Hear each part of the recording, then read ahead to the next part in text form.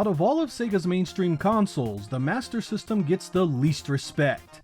There's plenty of folks that love it in Brazil and parts of Europe, but in Japan and North America it takes a backseat to the NES in every imaginable way.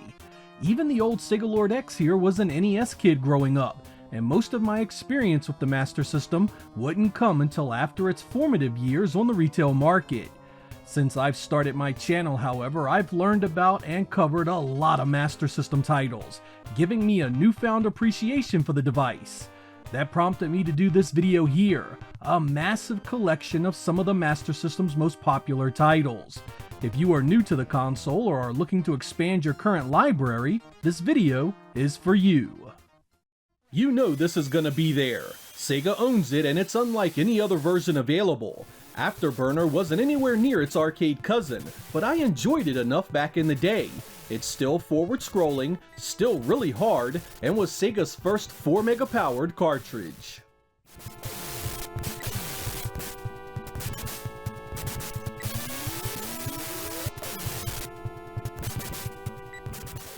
Alex Kidd was a big part of the Master System experience for many of you. This little dude was as big as Mario in some countries, and his adventure is an important piece of the platform's history. Classic visuals, memorable tunes, and plenty of challenges await newcomers. Not including this would likely cause death threats to Sega of Europe.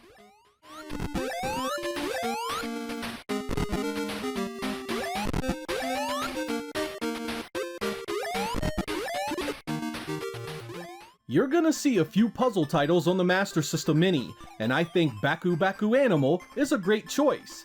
Line up the proper food for each animal to clear the screen. It's simple yet addictive fun that holds up really well in its 8-bit incarnation.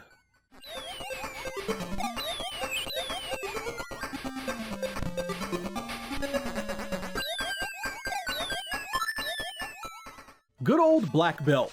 This was a reskinned Fist of the North Star done for Western markets. It has side-scrolling action segments that lead into one-on-one fights. Among the classics for this machine, it reigns as one of the most beloved. It also happens to look and sound great and would be an excellent addition to this lineup.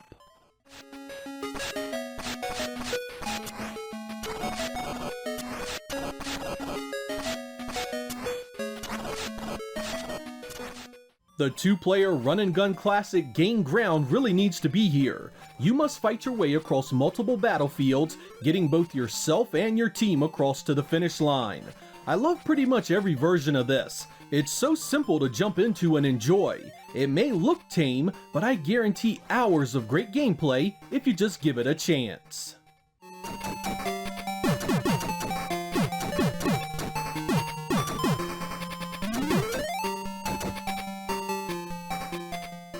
Sega would need to corral the Disney license, but Castle of Illusion is a must-have. It was different from the 16-bit version and every bit as playable.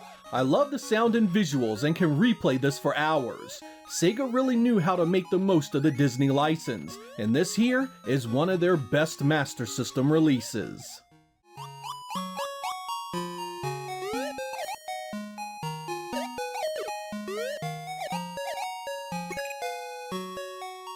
Sega's adaptation of Choplifter was a winner. It's challenging, looks great, and is one of the better interpretations of the license. Rescue hostages and get them back to safety. It sounds easy, but the enemy isn't going to make things a cakewalk. They've got tanks, jets, and all sorts of artillery to bring you down. It's definitely a classic.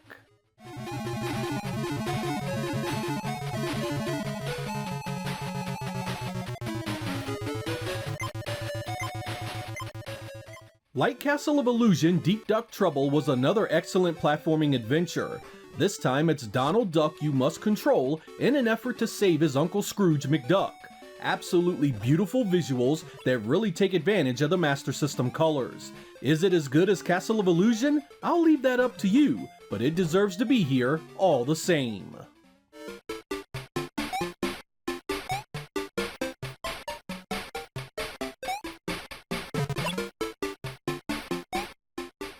I was a big fan of Zelda growing up. I loved the exploration and discovery, which made the first NES outing one of my favorite games ever. Sega took that formula and added their Golden Axe license to it, creating the magical Golden Axe Warrior. Here you explore, find items, kill bad guys, and discover a world that just oozes replayability. In some ways, it's a better game than the Nintendo Classic, and a perfect fit for the Master System Mini.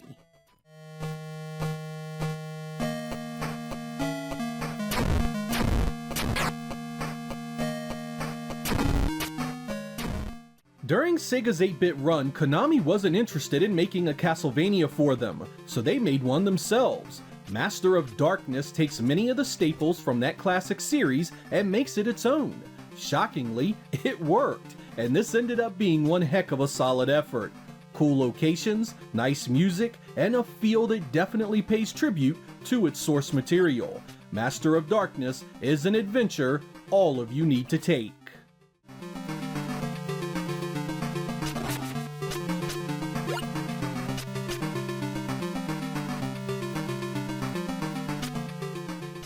Many of you may have not played Ninja Gaiden on the Master System. It has lived in the shadow of its more popular NES cousin for years, and it's high time that comes to an end. This version of the game plays differently, but is still an epic adventure. You get great visuals and some truly fun ninja action. Give it a chance, and you'll come away with a newfound appreciation for what Sega accomplished here.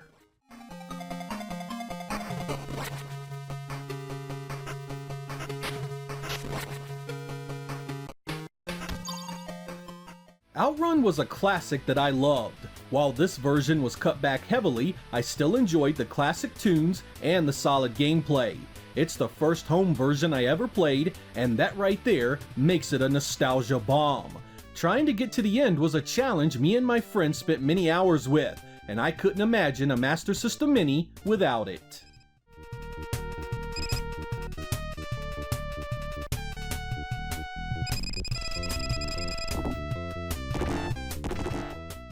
At a time when RPGs weren't on my radar at all, there was Phantasy Star.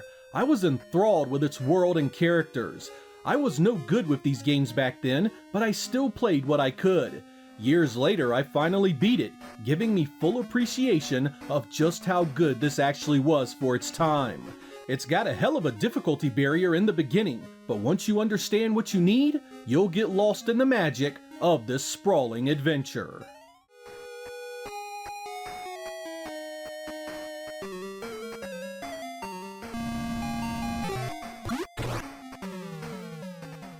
There's a lot of folks out there that hate on pro wrestling. They say it's overly simple. They say it's light on content. They say there's not enough moves. But man, is it so much fun. I love the cutesy graphics, and slapping on a finisher in the middle of the ring is crazy fun. There are better games to be sure, but pro wrestling is good, clean, easy to pick up fun that can be played with your family and friends.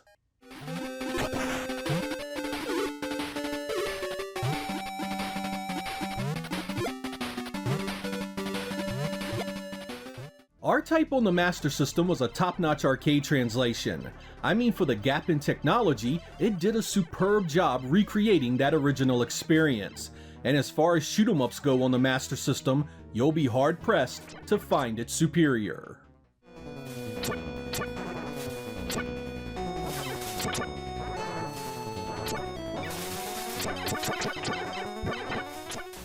Back in the 8-bit days, you had a few choices to play Rampage on a home console, but it was the Master System version that reigned supreme. 2 players, great sound and visuals, and a fantastic FM soundtrack rounded out this to be my preferred way to play, even more so than the original arcade.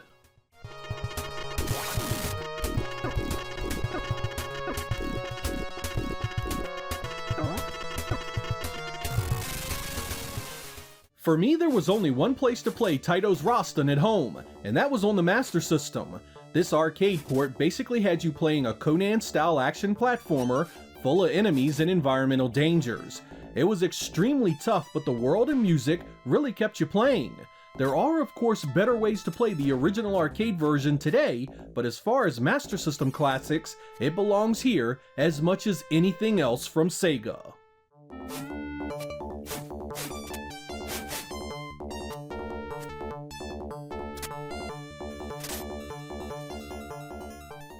I loved Road Rash on the Genesis, and I am still gobsmacked at how well it turned out on the Master System.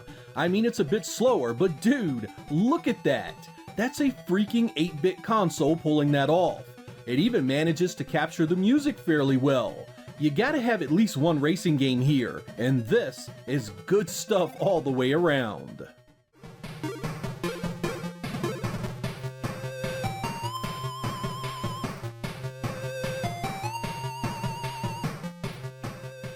Shinobi is a Sega classic that was synonymous with the Master System. This arcade port took a number of liberties with that source, but was ultimately better off for it. This was one of my most played games, and it absolutely pisses on the NES edition. To have a Master System Mini without Shinobi is to make the world weep with sorrow.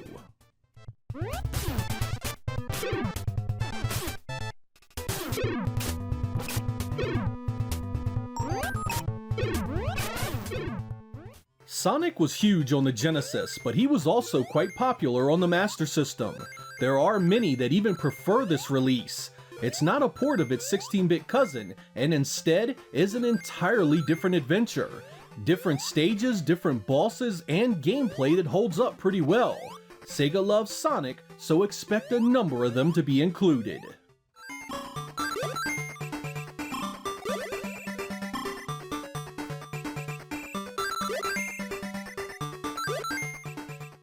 Like the first, Sonic 2 on the Master System was a different game from the Genesis release. That alone makes it worth a look, and it too is pretty fun. It was developed by Aspect, who also helped create Super Tempo for the Sega Saturn.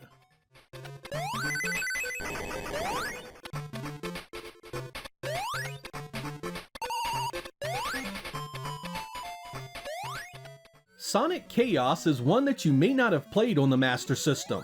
Known mainly as a Game Gear title, this was released in PAL territories and Brazil for the Master System as well. It too was developed by Aspect and had a number of cool features. Tails is playable here and plays differently from Sonic, giving you two unique game styles. I thought it was pretty good.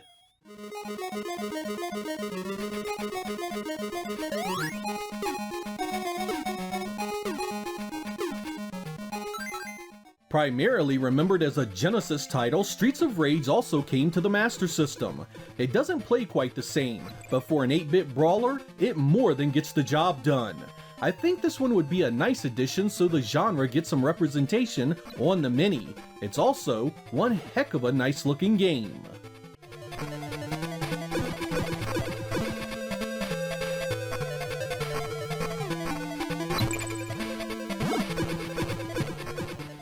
Part 2 didn't get quite the makeover the 16-bit version received, but it still plays well enough to earn a spot here. It doesn't have the super moves of the Game Gear, and in many ways doesn't look as nice as the first, but more Streets of Rage is never a bad thing, especially with the genre so weak otherwise.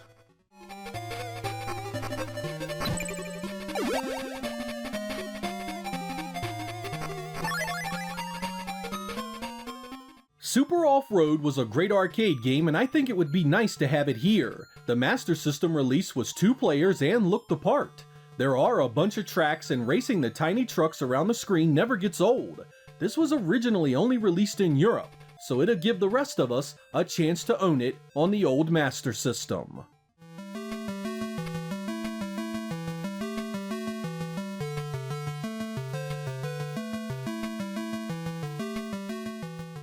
The Wonder Boy games really were popular on the Master System, and I expect a number of them to appear on the Mini. The original was an auto-scrolling platformer based on an arcade game, and it turned out pretty good. I actually preferred this to the Alex Kidd titles and feel it would be a wonderful addition here.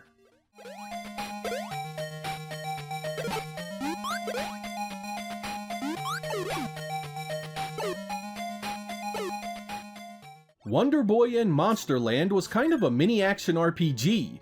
It's still side-scrolling with lots of jumping, but introduces item shops, magic, and puzzles to solve. It gets overlooked a lot because of the tame presentation, but it's actually quite a good game. It's a pretty radical departure from what we saw in the first, and set the stage for even more changes in future releases.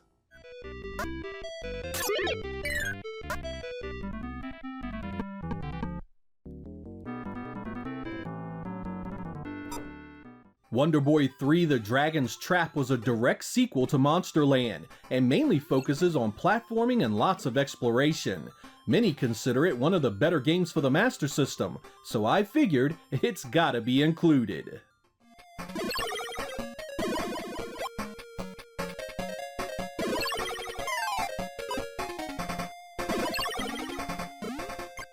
Wonder Boy and Monster World took much of the changes found in the previous two games and gave it a huge visual overhaul.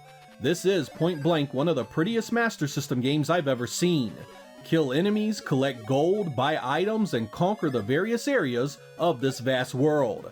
There's still lots of platforming and RPG elements, making this another standout release for the Master System.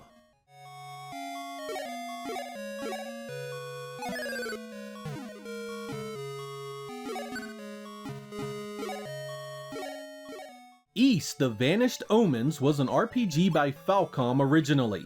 It was ported to the Master System by Sega in 1988. I first played this on the TurboGrafx CD a few years later, and didn't get to this particular version until some time after that. It's a great game though, and full of things to see and do. It plays quite differently from Phantasy Star, but is still just as compelling.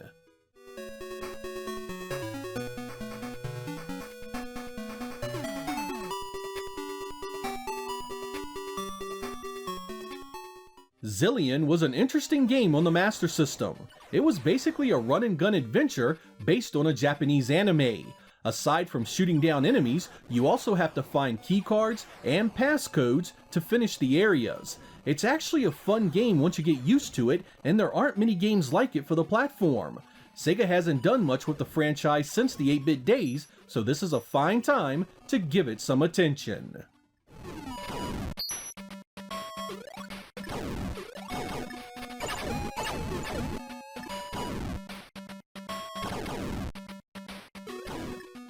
Zillion also had a sequel called Triformation. Securing the license for one would mean the second should be a shoo-in. This one is much more action-oriented and has improved visuals. It's a tough one, but a good time.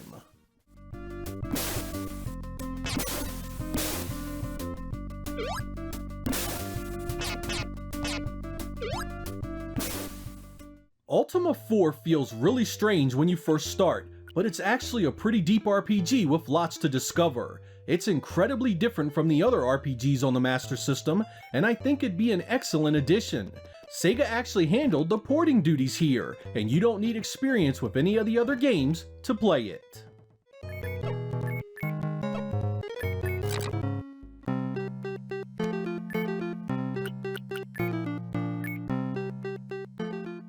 I was always blown away by Thunderblade. Whether it was arcade or home, I really enjoyed the visuals. You get top-down and forward-scrolling stages that look pretty special for an 8-bit title. It's tough too, with a relentless onslaught of enemies bearing down on you. At a time when shoot-'em-ups all looked and played the same, Sega made something quite a bit different.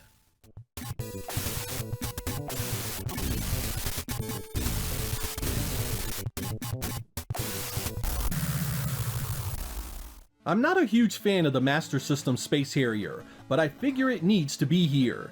These types of games were staples at the time for the platform, and no doubt many of you have fond memories of it.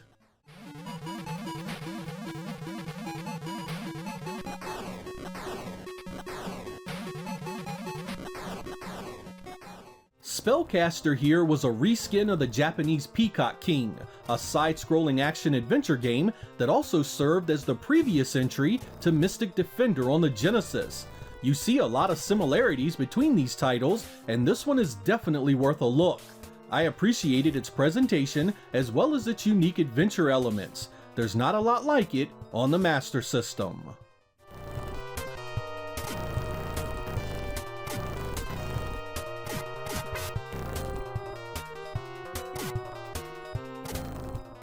Part Sonic, part pinball game, I think Sega releases this one for sure. It's not the same as the Genesis version, which gives it even more clout. I think it's a good compromise instead of adding columns or Woody Pop.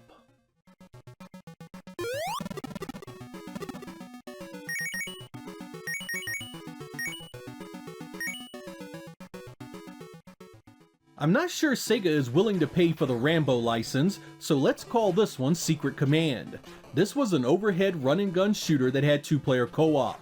You need to rescue POWs and take down the bad guys. You get access to Rambo's famous explosive arrows and a challenge that should keep you coming back for more.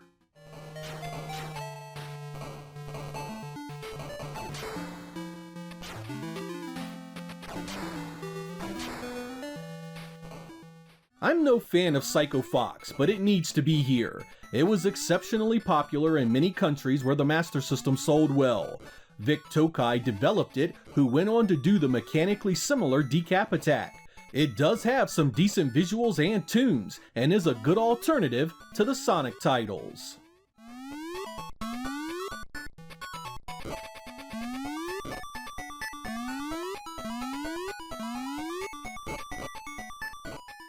Penguin Land is an underrated gem on the Master System. Here you must get your egg to the bottom of the screen. Sounds easy, but if it falls too far, splat. There are also enemies just jonesing for a chance to smash your unborn prodigy. It takes some real strategy to see this game through to its conclusion. It has over 24 challenging stages that have nearly infinite replay value.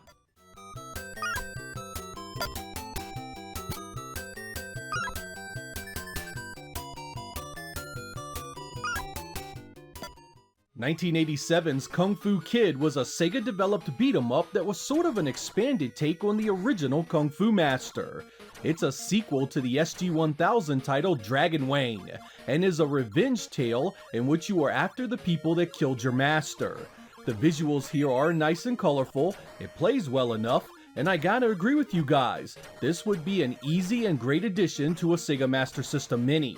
While I still would prefer Streets of Rage, Kung Fu Kid has an entirely different feel and pacing that sets it apart. It also has 7 stages and a decent challenge, so I would not begrudge this being there at all.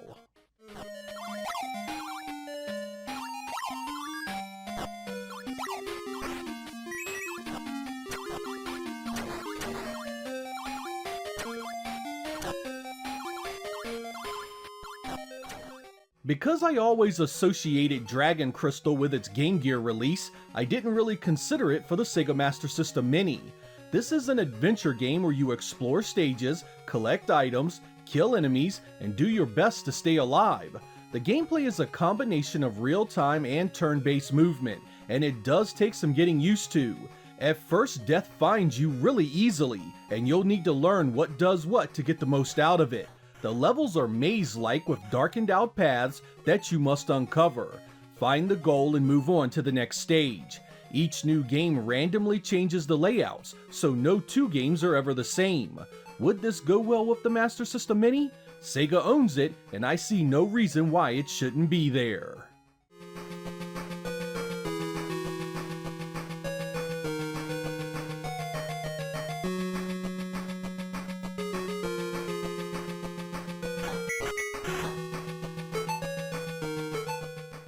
Aerial Assault is a horizontal shoot-'em-up that comes off as fairly simple at first, but it's actually pretty solid. There are some really nice effects here at times, it's challenging, and it's a pretty fun time. The only thing that really holds it back is the lack of stages. At only 5 levels, it doesn't have a load of variety.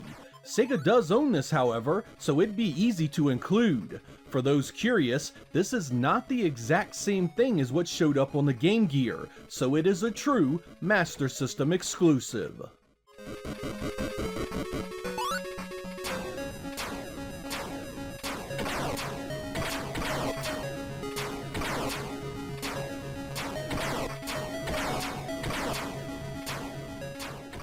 I was actually kinda surprised so many of you wanted to see Enduro Racer included.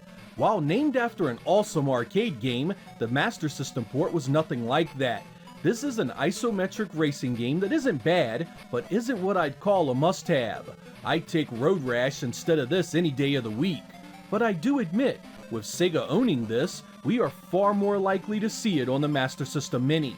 If Sega does include it, hopefully we get the much better Japanese release that has twice as many stages.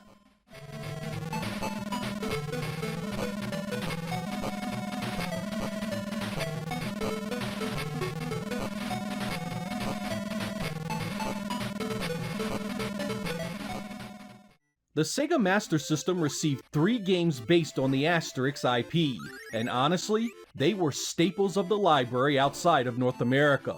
All 3 are worth playing, having very nice graphics, and even the weakest of the bunch is still better than a lot of other games released at the time. Many of you consider it a must, and I can't fault you for that. These are all solid picks, and Sega owns the games themselves. The only hiccup is that they do not own the actual Asterix license, so I'm not sure these have a real shot at being included. I think Sega would want to keep the licensing costs way down, and Asterix just doesn't have the worldwide draw to warrant the investment. I want them all, but just don't think Sega would pay for them.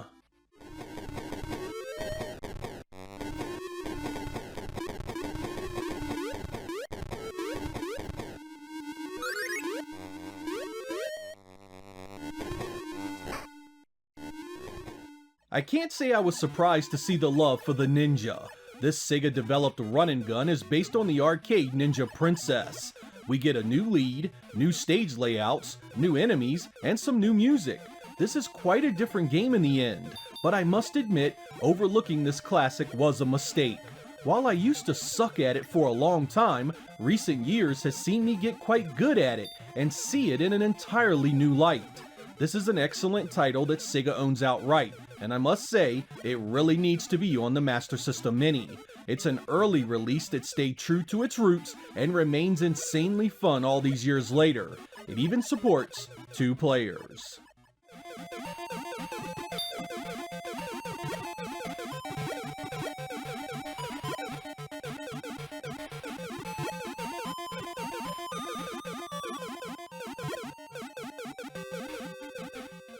There are many of you that have fond memories of Considine. It's an action game where you must guide your samurai Hayato in his quest to recapture the stolen scrolls and Dragon King's sword.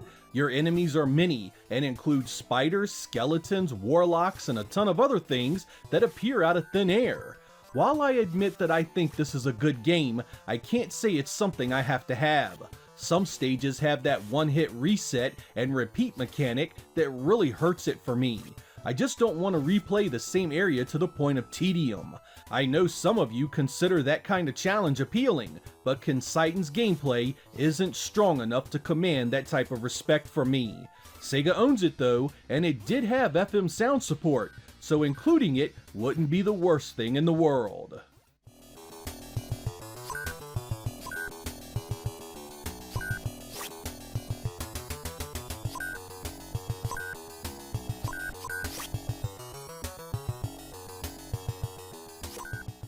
I was really fond of the Master System Double Dragon. It played differently from the arcade, and my friend and I dumped many hours into it to see the ending. Lots of comments wanted Double Dragon to be included, but I just don't think Sega would pursue the license, particularly since they have their own franchise in Streets of Rage. Still, this is certainly a classic version, and the 2-player mode set it apart back then. Great graphics and an awesome soundtrack that supports the FM module would make it an excellent addition. I don't think Sega would get it, but if they do, I'd certainly approve.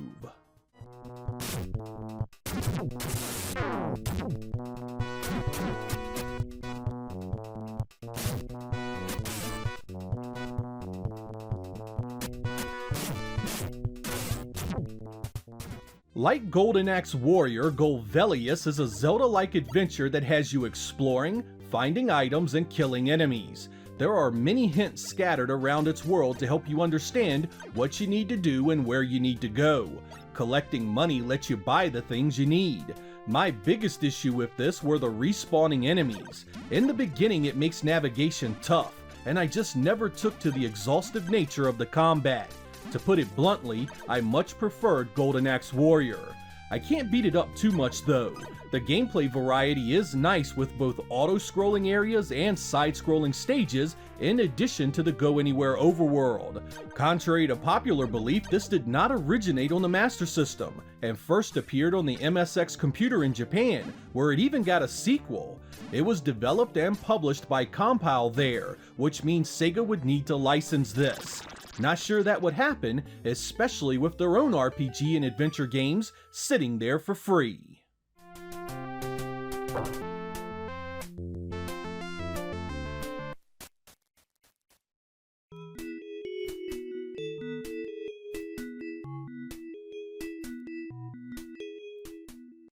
The Golvelius situation also applies to Miracle Warriors. Sega developed and published the Master System release, but it originated elsewhere and is owned by another company. This is one of those adventures that plays completely different from the other JRPGs of the era. You move your character around via a mini-map and interact with towns, NPCs, and enemies in a larger window. This one is tough to get into at first. Death comes easy and you need to learn where to go and how to deal with the nasty inhabitants of the land. It's a good game though, and can be a heck of a good time once you understand it. Again, I just don't think Sega will go after many games that need a license, but should it be there, I know a lot of folks will be very happy.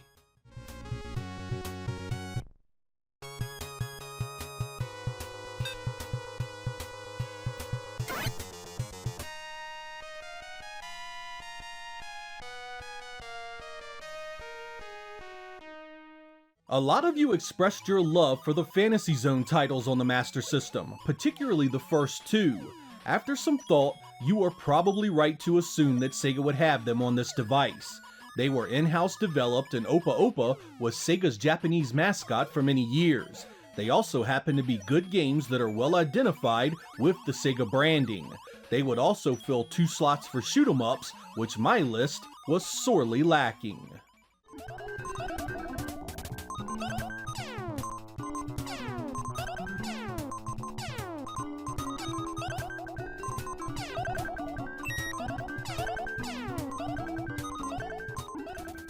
Many of you took issue with me including Deep Duck Trouble and not the Lucky Dime Caper. Honestly, they are both good games, but I much prefer Deep Duck Trouble. I think it's superior visually and it has a better variety in its stages.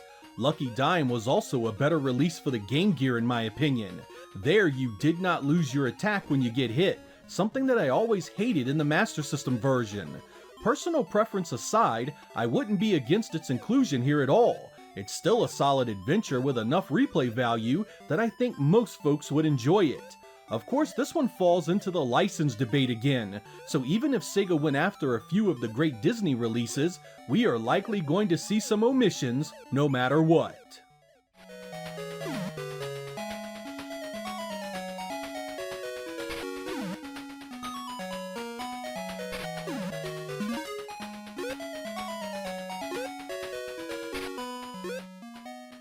The Power Strike shoot 'em ups were really good on the Master System, and there were a number of comments wanting them to be included. Compile developed these, but only the first was released in North America. I fully admit these games were showpiece titles for the platform and would be killer additions. I didn't have them on my list because I really do believe Sega would not load the Master System Mini down with shooters, and they have plenty that they own themselves to represent the genre. But like a few of the other games in this episode, I'd gladly be wrong here. These games are expensive these days, so it would be an easy and effective solution to get more people to play them.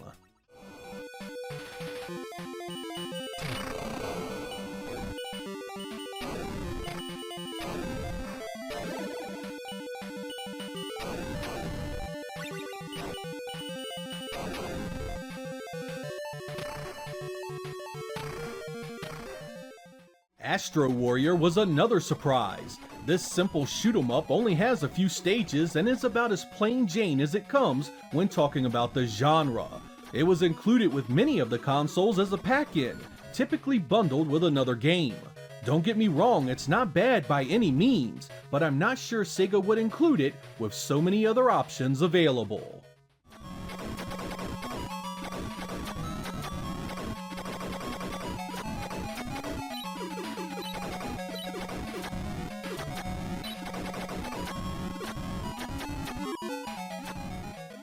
There are lots of you out there that really like the Master System version of Ghouls and Ghosts. While I adore the Genesis release, I never took to this one. It does have additional content beyond the original. Arthur can be outfitted with different items that help him in his quest, an addition that many of you consider a game changer. I just never could get behind its gameplay, however. This is noticeably slower and more clunky than either the arcade or the Genesis releases. I also thought it looked and sounded bad. I don't know, this would never be on my list of first choices, and if Sega wanted to license a Capcom game, I'd much rather have Forgotten Worlds.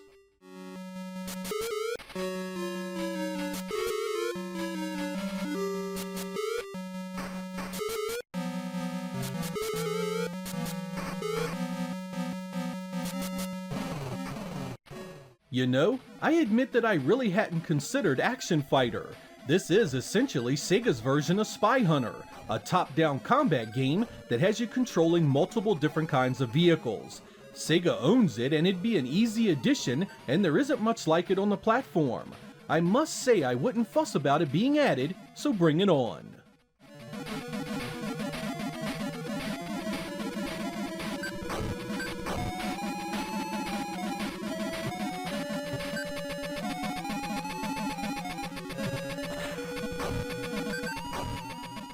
A number of you pointed out that there were other Illusion games on the Master System that you preferred. Besides Castle of Illusion, there was also Land of Illusion and Legend of Illusion, though the latter was only released in Brazil thanks to Tectoy. All of these games were top-notch, and the more you have of them, the better. While Castle will always hold a special place in my heart, both Land and Legend would be worthy substitutes. They all play great, have some of the best visuals on the platform, and hold up extremely well. Like the Donald Duck titles, I do not believe Sega would license them all, so we likely will get just one of them at best. I'm not picky about it, and would be happy with any of these fine choices.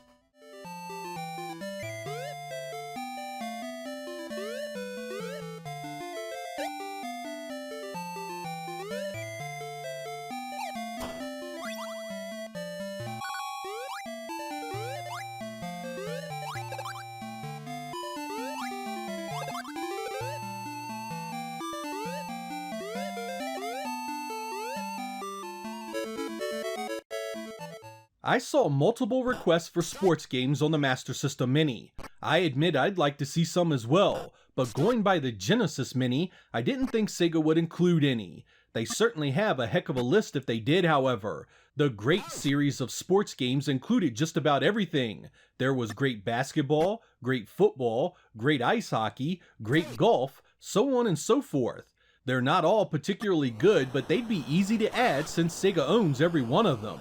Alas, Sega didn't include any on the Genesis, a platform known for its sports offerings, so there is little chance to see them here.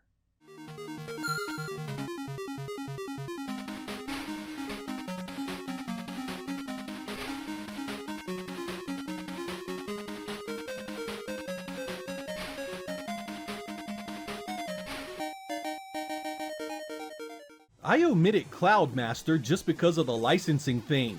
This was originally a Taito arcade game, a horizontal shoot 'em up with a little dude riding a cloud. It's a decent game, but I just don't think Sega would pursue the IP and pay for it. Again, they have plenty of shooters under their own branding. It does have nice visuals, supports the FM sound unit, and is quite a solid challenge. I'd take it if it was offered, but I wouldn't hold my breath for it either.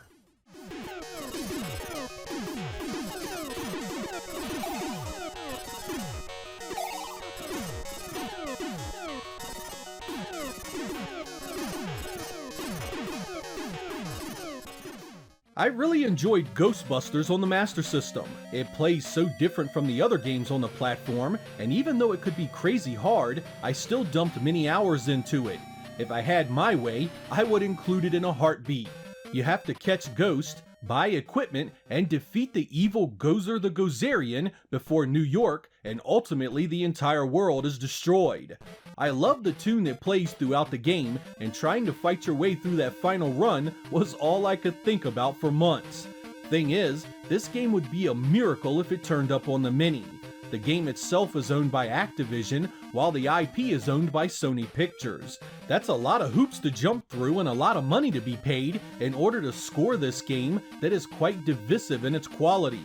Ghostbusters wasn't on the Genesis Mini, so I don't expect one here either.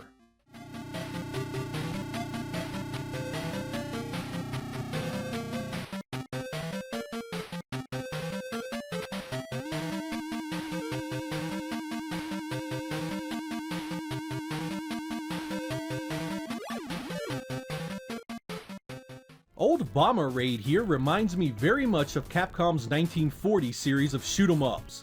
It's vertically scrolling and has very similar art style on its planes and ships. It's a fairly solid game with lots of challenge and colorful visuals. It supports the FM sound unit, and as far as I know, Sega owns it. That makes it one that would fit well with the Mini, particularly since it was Japan's very last Mark III release. I would expect to see this before any of the Power Strike titles.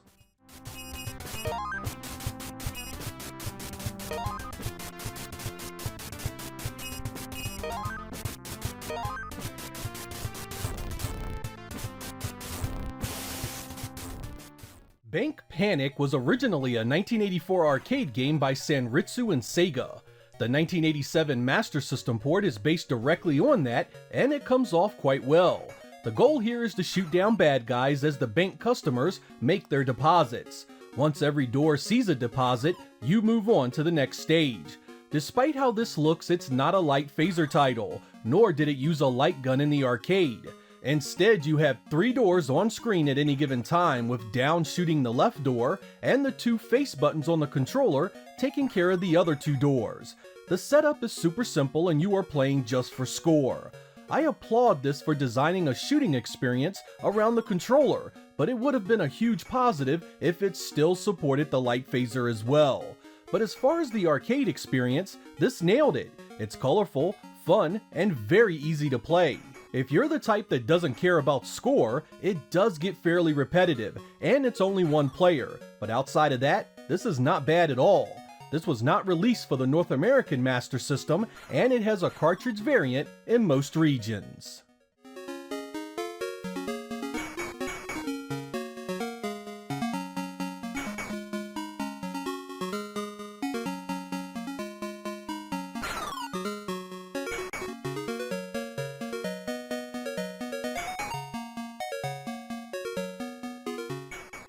In 1986, Sega released Comical Machine Gun Joe, a Japanese MyCard exclusive for the Mark III. This was a shooter that puts you in mind of games like NAM 1975 on the Neo Geo. You move right and left as enemies attack from various places around the screen. You have the ability to jump to avoid bullets and shoot enemies on higher ground. Eventually, a much more powerful enemy appears to end the stage. Of course, I didn't play this until much later, and it's quite difficult. Hell, I'm not even sure I'm playing it right, because death seems to come out of nowhere sometimes, even though nothing hits me. It's also begging for 2-player co-op, but only supports 1. It does have decent visuals and can be fun in short bursts, but this one didn't hold my attention for very long. Being stuck on a single plane in a shooter can be infuriating, especially when your jump has such an incredible lag to it thanks to the animation. This one is just as likely to punish you as entertain you.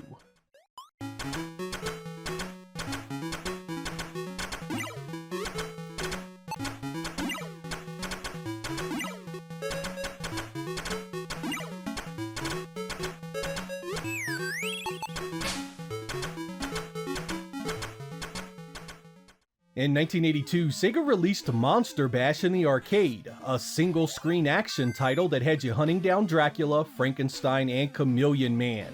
Sega revamped this idea in 1986 for the Master System and called it Ghost House. Here you were trying to collect the jewels hidden inside Dracula's castle, avoid the enemies, find the key, score the jewels, and get out. It sounds easy, but this one can be tough. There's all kinds of stuff here to stop you. Knives, mummies, bats, death, and of course Dracula himself. But even that can be deceiving, as not every Dracula is the real thing. This is actually not a bad game at all and can be quite compelling with 2 players. The multiplayer is not at the same time, but it still provides some fun. To be honest, this is quite a bit better than the arcade game that inspired it, and definitely is worth a look if you collect or play Master System games. Like almost all these Sega card titles, it's easy to understand and can be enjoyed in short bursts at a time. This is another one that was available on cartridge outside of North America and Japan.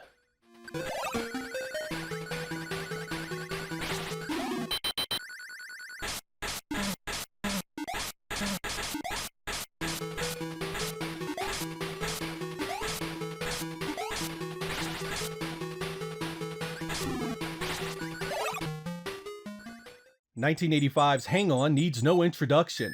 Based on the arcade smash hit, the Master System Edition was a solid port that looked and sounded as good as you could have hoped for the time. This originally was released on card in Japan, but was available on cartridge as well in other parts of the world. Curiously enough, this never received a standalone release in the United States, a surprise considering its quality. It was available later as a combo cart with Astro Warrior, and a few models of the hardware had it built in.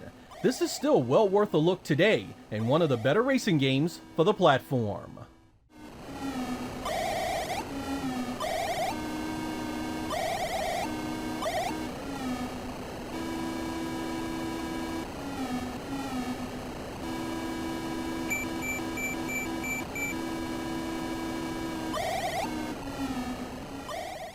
Released in 1985, Satellite 7 puts you in mind of a few Namco shooters from around the same time. I mean right down to the enemy patterns, it puts you in mind of stuff like Galaga and Xevious. Like those titles, the aim is simple: survive the onslaught of enemies with your pea shooter and bombs.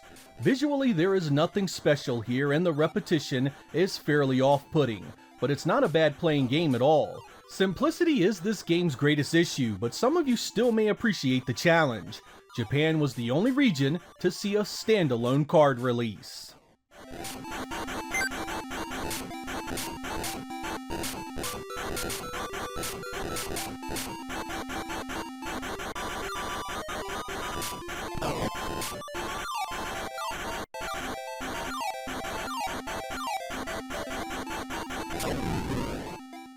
Spy vs. Spy first showed up on Sega Card in 1986 for the Japanese Mark III. This game is quite good and even features two-player head-to-head action, which is where the real fun is. Gameplay is actually quite deep, with each spy capable of setting traps and hand-to-hand combat. I really enjoyed this game and have found it a blast to play with friends and family members. You can really have some great matches once you learn the ins and outs of how everything works. It's a port of the original that showed up on Atari and Commodore computers in 1984. While this was only on Sega Card in Japan and North America, other regions saw a cartridge release as well.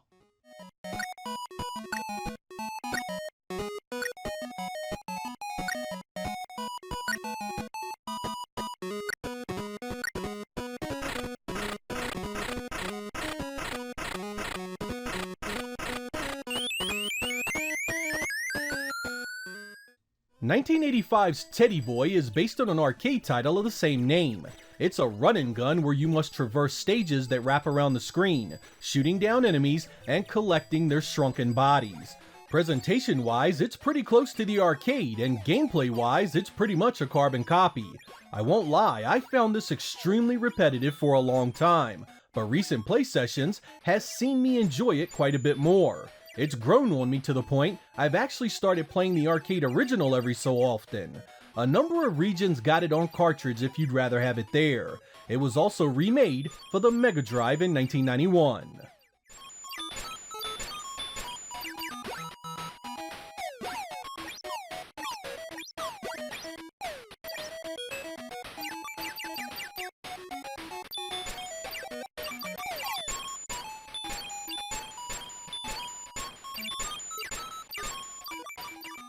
Originally dropped in 1985, Transbot was the very first Sega card I ever saw and played.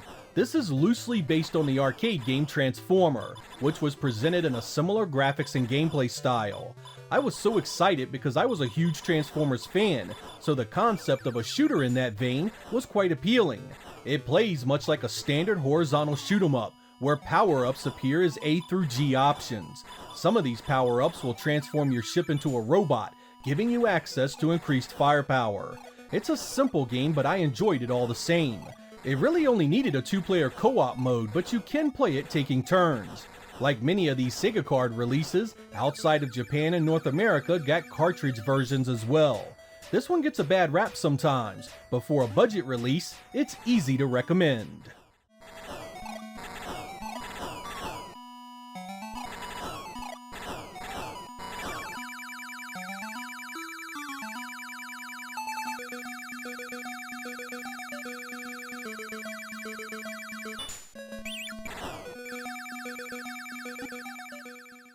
I've covered Aladdin before and it's a solid little game.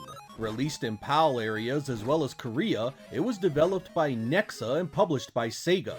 Solid graphics, unique stage design, and nice cinematics make up a game very much worth playing. The 4 megabit cart gives us some nice animation as well. It's not up to the standards of the 16-bit version, but it does the Master System proud. Probe was back again in 1992 with Alien 3. This is nearly a mirror image of the Genesis release with downgraded assets, but it follows the content to a T otherwise. Search for captured humans before the timer runs out. The 16-bit version kills it, but this plays well enough to hold your attention if you're a Master System junkie looking for something to play.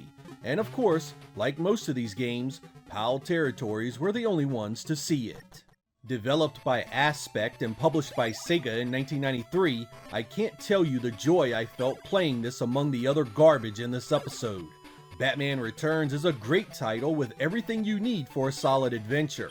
It even has different routes you can take for each stage. It suffers none of the gameplay issues that plagued the Genesis release. It can be tough and sometimes you don't know exactly where to go, but given the massive letdown of the 16-bit release, I'll play this anytime. Unfortunately, it only appeared on the Game Gear in the United States. I went into Bram Stoker's Dracula expecting the worst. Probe developed it and Sony ImageSoft released it in Europe in 1993. Shockingly, it wasn't awful. The visuals are decent and it plays okay. I can definitely see liking this enough as a kid to get some enjoyment out of it. It won't be on any top 10s, but its tried and true action platforming can be an afternoon's distraction. Sega's Dick Tracy is very similar to the Genesis release, both dropped in 1991. Despite similar design elements, the Master System version plays much worse. It's slower and the fewer buttons mean extra effort to do basic things. It doesn't look bad at all, but the gameplay just does not hold up well against a vastly superior version available at the same time. This actually saw a US release as well. In 1993, Sega internally developed Jurassic Park for the Master System. It's a radically different experience than what showed up on the Genesis.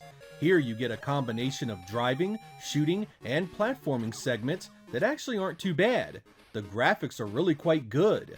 I don't know, it's got its issues with repetition, but I did not hate it. I found myself wanting to see the next area. Like a lot of these, the Game Gear edition got a release in North America, but on the Master System, only Europe and Brazil received it. In 1994, Cyrox Developments did The Lion King, an 8-bit demake of the 16-bit versions released around the same time. Start out as Kid Simba and grow into Adult Simba to reclaim your throne. Lots of platforming, decent audio and visuals, and an overall enjoyable game. The same people that did this also did The Jungle Book, but I found this one infinitely more playable. It was never released in the US for this platform, and is definitely worth a look if you enjoy the IP or a challenging action title in general. In 1990, Arc System Works of Guilty Gear fame ported Sega's Moonwalker to the Master System. It was a surprisingly solid effort that played much like the 16-bit release. Your goal is to save children and stop the evil Mr. Big. Punch, kick, and dance your way across graveyards, caves, and parking garages in what is actually a pretty decent game. It was around this time I really began to understand there is a huge difference in quality between the Master System games that were produced while Sega was focused on it, and afterwards when the vast majority of software was third-party related. The platform's best years were definitely between 1985 and 1991. This one was also released in North America. In 1987, the Stallion was back for his third outing on the Master System with Rocky, a boxing game that combined the first 4 films into one action-packed experience. Here you'll face Apollo, Mr. T, and the evil Russian Drago in increasingly difficult competition. Training sessions test your speed, and the graphics and sound are pretty nice. It's not the deepest rendition of the sport, but it also has a charm all its own you can't deny. It's even got its own Japanese release, a rare thing for this batch. It won't dethrone Punch-Out and Fun Factor, but this is still a nice trip down memory lane. US Gold and Tiertex were back in 1993 with Star Wars, a port of an NES game released in 1991. Surprisingly, it's not as bad as their usual stuff, though it's still not particularly strong. It's basic run-and-gun platforming with hilarious changes to the movie, like Jedi killing Jawas. Still, for tier techs, this is like the best thing ever, and a nice reprieve from the toxic sewage they typically spread around. There's no US release for this one. Probe and Virgin were added again with 1992's The Terminator. It's patterned after the Genesis version and has the same up and downs as that release. Nice graphics and decent gameplay are hurt by the exhausting repetition of respawning enemies. It's not a bad game at all, it's just that with a small tweak to the enemies' appearances, it could have been stellar. I mean, they just never let up. If Skynet had the ability to churn out robots at this pace, the future is in some serious trouble. Line of Fire was originally a Sega arcade game done on the X board, a powerhouse sprite scaler that was many times more capable than the Master System. Instead of trying to port that version, Sega just completely redid it as a vertical auto-scrolling shoot-'em-up and released it in 1992. This one is definitely better than Blade Eagle, but it has some shortcomings that hold it back from greatness. The first is that not all of the screen area is available to you to move around on. Unlike most games of this type, you can only move to about the halfway point before you are stopped, making the area that you have to get away from enemy fire quite small. This artificially inflates the difficulty in a game that is already slow and short to begin with. You have two forms of attack. One is your machine gun and the other is a self-guided missile that you control after you fire. It first puts you in mind of the Konami classic Jackal, but you do get other vehicles besides the Jeep. You also get a boat and a helicopter in later stages. There is no mention on the packaging that it supports the 3D glasses, and when you fire it up it defaults to the 2D mode. In order to get the 3D version, you need to hold down buttons 1 and 2 as you power on your console. This one could have been a very decent game had the entire play area been available to you. As it stands though, it's still a very playable game with a decent 3D mode. It was never released in North America.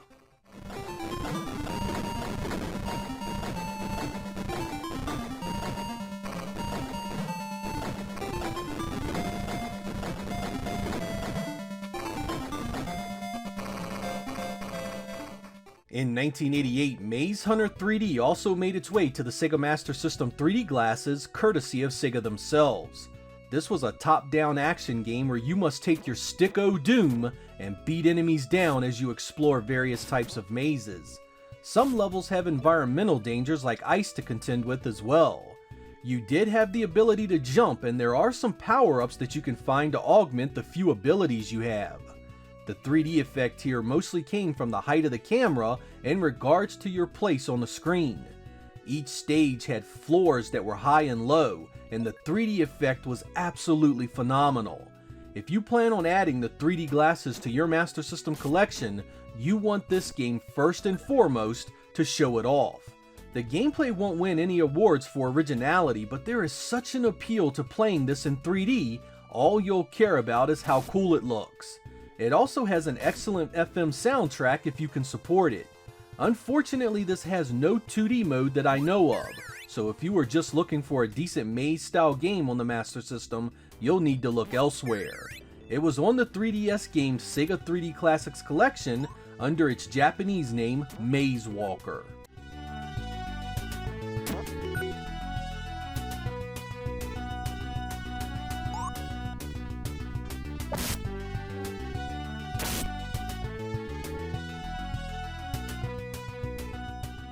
(1987's Missile Defense 3D was the very first game I ever played for the 3D glasses.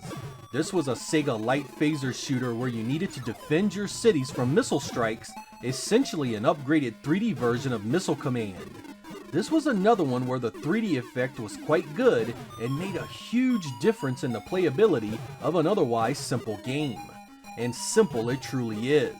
Shoot the missiles, that's it. Once your cities are defended, you start again, just having to shoot even more missiles. Games start and end quickly no matter how well you do, and it only takes one single missed target to destroy you. This one requires both the light phaser and the 3D glasses. There is no 2D mode and you cannot use the control pad. That limited the market to this incredibly, though I will say without the 3D effect, this wouldn't have been much worth playing. It was part of the bundle if you purchased the Sega Scope 3D system, but was also a standalone release everywhere but Japan. I'll always fondly remember playing it with the 3D glasses, but outside of that, it was a weak experience among the Master System's excellent light phaser library.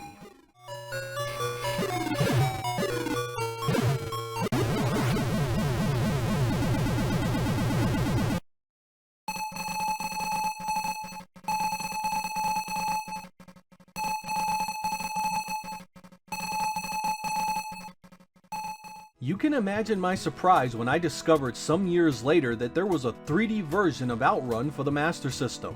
Released in 1989, this took the classic driving simulator and brought it to Sega's 3D glasses. It added multiple new music tracks which supported the FM sound module, and even upgraded a few of the stage details, like adding the ocean back in. It's a bit choppier than the original port, but still plays well, and there are both 2D and 3D modes, so it can be enjoyed whether you have the 3D glasses or not. I can't say I'm a big fan of the new sound selections, particularly at the cost of losing Splash Wave, but they aren't terrible. This was not released in Japan or North America, and I didn't get a chance to play it until years later. So was the Master System experience for us here in the United States. This is one of the premier titles for the 3D glasses and almost makes them worth owning all by itself. It can be a bit on the expensive side, but at least it looks great. If you just want a solid racing game for your Master System, the original will do, but if you own those 3D glasses, this one is a must.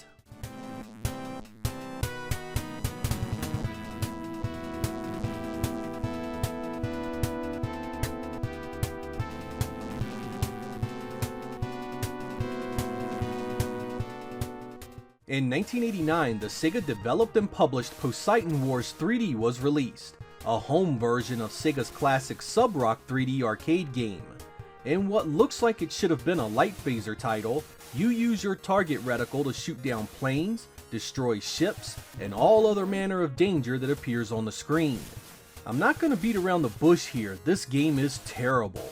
Bland visuals, boring gameplay, and long periods of nothing happening really keep this one from being something you'll want to come back to. I mean, everything always looks the same and you are always shooting the same enemies. 8-bit games can often have a terrible lack of variety, but it's just so overwhelming here, you can't look past it. Not even the excellent FM soundtrack can save it. It has some appeal as a 3D title simply for the effect, but once that is done with, you'll never ever play it again.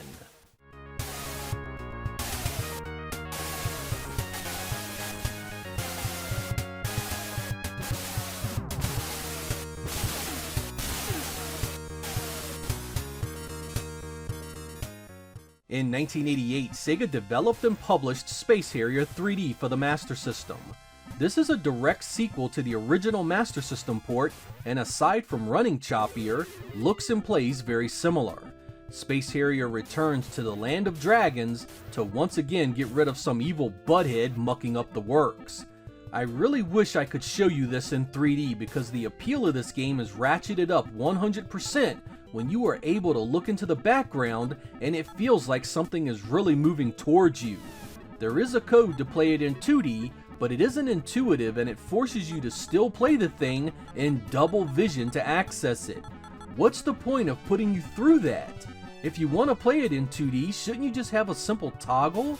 I mean, what the hell kind of sadistic programmer thought that was okay? Unlike Outrun 3D, this one actually received a US release, so it tends to be cheaper and easier to find. It got a release on the PlayStation 2 compilation Sega Ages 2500 Volume 20, where it has anaglyph compatibility for its 3D mode. There are lots of new stages and enemies, it supports the FM sound module, and it's an essential part of any 3D glasses collection.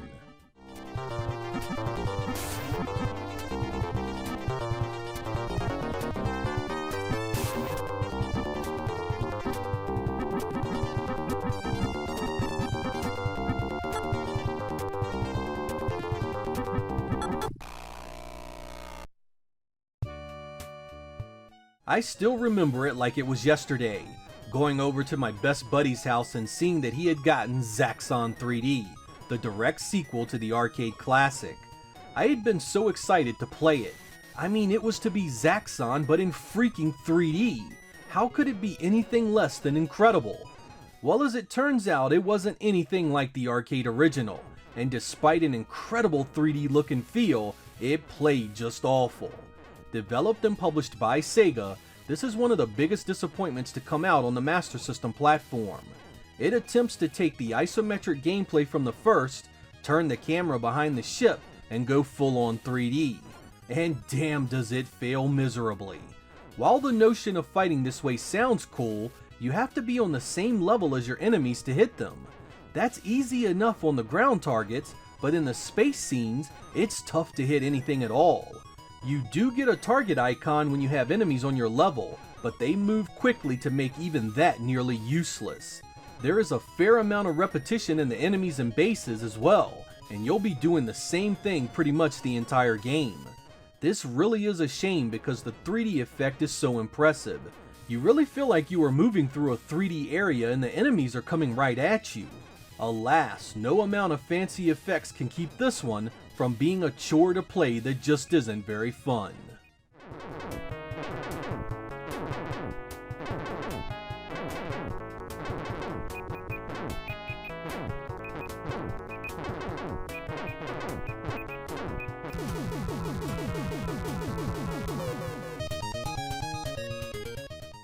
Old Dynamite Hetty here has some cutbacks to its presentation, but is still pretty playable. Most of the gameplay from the Genesis version is here, and it even has similar level design. It was released in 1995, and while it's not Treasure's best Sega effort, it still holds up quite well.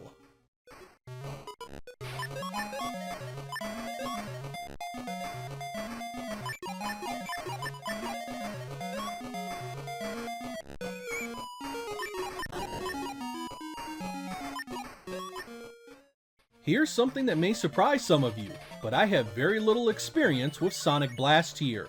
Tectoy ported it to the Master System in 1997, and I was expecting a nightmare.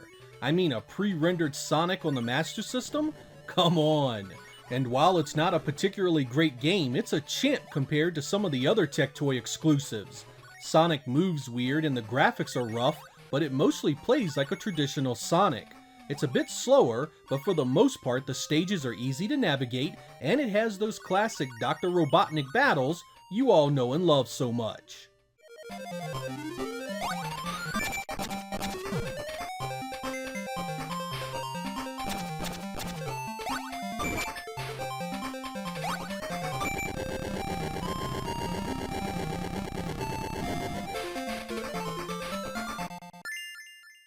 In 1997, Tectoy did something that shocked us all. They brought out Street Fighter II for the Master System.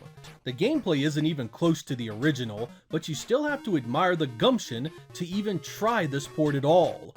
Look at that color and detail on a console originally released in 1985. This is definitely more a tech demo than a desirable version of Street Fighter II, but I can respect it. If you were a kid with a Master System, you likely had a blast with it.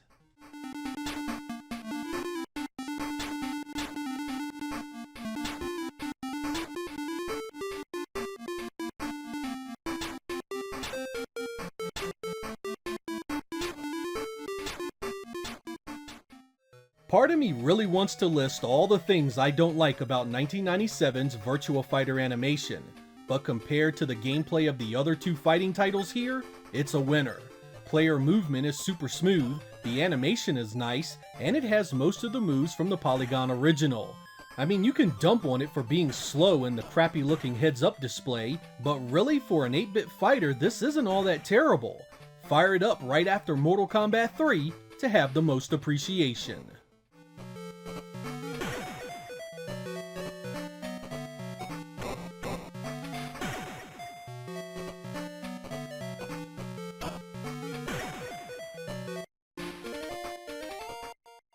The X-Men games on the Genesis were pretty good, particularly the second one, and X-Men Mojo World here has many of those positive traits. You get a few choices of X-Men, bonus powers, and huge levels to explore. Unfortunately, the combat is kinda weak, and the boss encounters are either crazy easy or stupid hard. I like some of it, but if you want some serious X-Men action, go play the 16-bit Part 2 for a real thrill. The Master System deserved better for a 1996 release.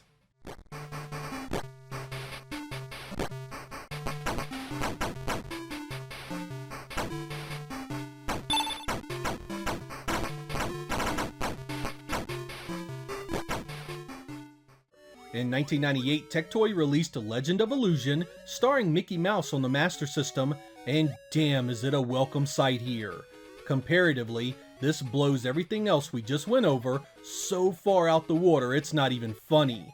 Feeling its smooth gameplay and seeing its bright colorful visuals reminded me that this platform could actually do a decent game top to bottom. Much of what is here is not really any different than the previous Disney releases like Castle of Illusion. It's platform heavy and has you picking up blocks as both weapons and stepping stones. The stage variety is nice, the animation is on point, and it's just an all-around solid title. If you play just one Tectoy exclusive on the Master System, make sure it's this one.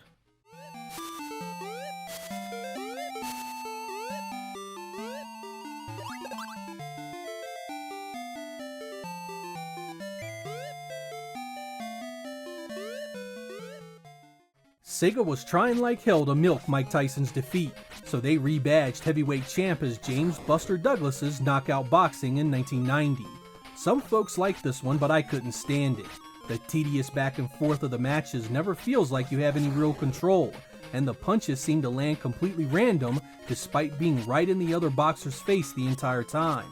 It looks good, but I just couldn't find a lot to enjoy here. The Genesis version was shallow as well, but at least your punches had some weight.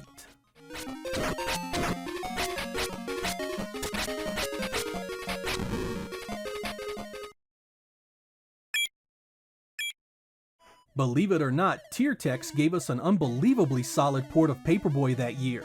Next to the arcade, you just had to be impressed. The color was great, the scrolling was smooth, and the gameplay was spot on. At a time when most arcade ports were butchered on 8-bit machines, the Master System stood apart with excellent results.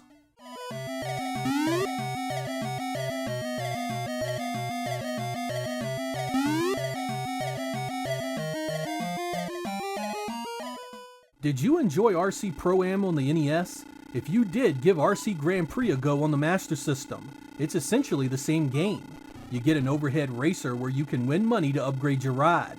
Tracks get more complex as you play, and there are a ton of them. It's not especially deep or well playing, but it is fun for a few laps here and there.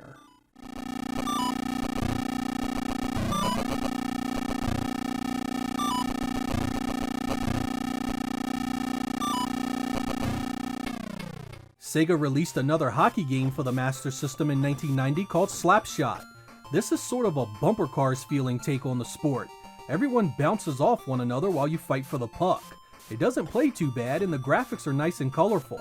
2 players can be fun, and it has a tournament mode for extended play. Not bad, but there are better 8-bit hockey games out there.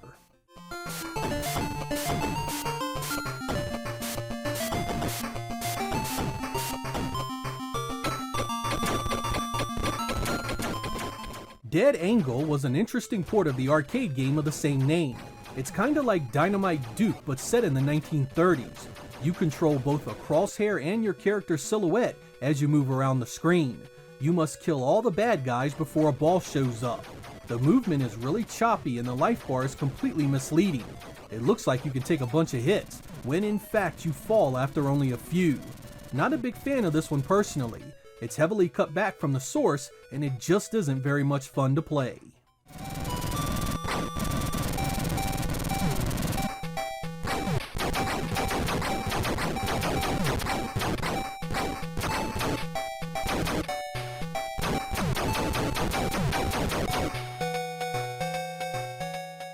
Oh man, did Sega have their work cut out for them porting Golden Axe to the Master System.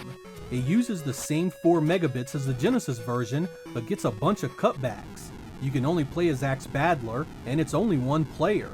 If you only had a Master System, you likely found some fun in it, but Genesis owners had a good laugh at this game's expense.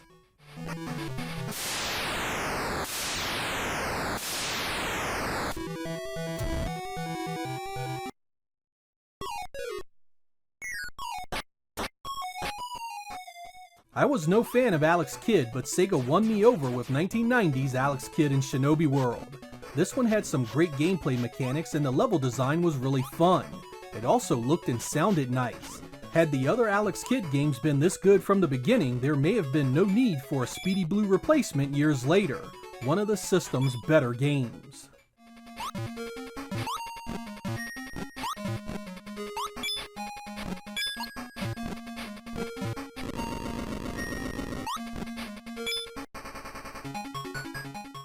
You'd think columns would be purely forgettable on the Master System, but it's actually not bad at all.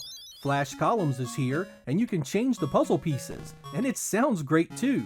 Not a bad version at all.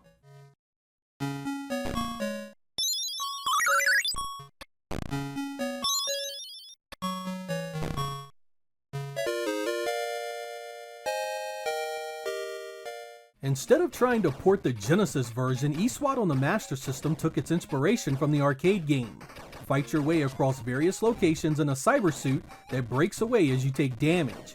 Take too much and you're toast. It's fast, difficult, and could have been a really great game if the enemies weren't constantly appearing behind you. It quickly grows tiresome fighting things from the direction you just came.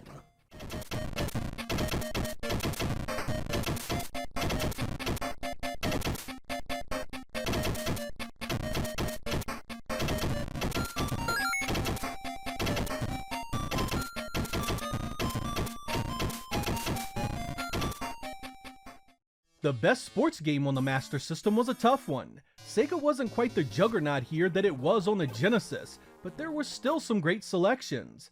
Our runner-up is California Games, a port of the Epyx developed Commodore 64 version. Sega did this one themselves, a compilation of 6 events ranging from surfing to BMX biking. This one takes the top spot because of its multiplayer fun and its variety of events. It supports the FM sound unit and is more accurate to the original than the Genesis release. It's pretty good if you take the time to learn the gameplay. And speaking of pretty good, our winner for Best Sports Game is easily Reggie Jackson Baseball. Known as American Baseball in Europe, this is very similar to Tommy Lasorda Baseball on the Genesis. This one looks good and is extremely easy to get into and play. It absolutely destroys the earlier Great Baseball released by Sega and marked the very first time Sega used a sports celebrity to endorse one of their games. I really enjoyed the different options here. You could play an exhibition, a tournament, a home run contest, and even just watch the computer play itself. If you enjoy the sport, this is a must play.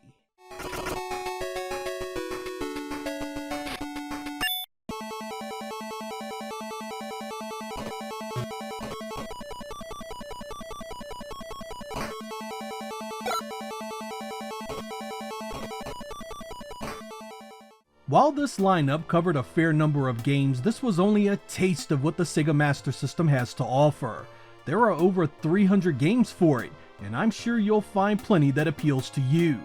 If you enjoyed Sega during the 8-bit era, you may also want to check out their portable Game Gear. It has a number of exclusives that weren't released on the Master System that are very much worth playing. But that's a video for another time. I'm Sega Lord X. Thank you guys for watching, and I will catch you next time.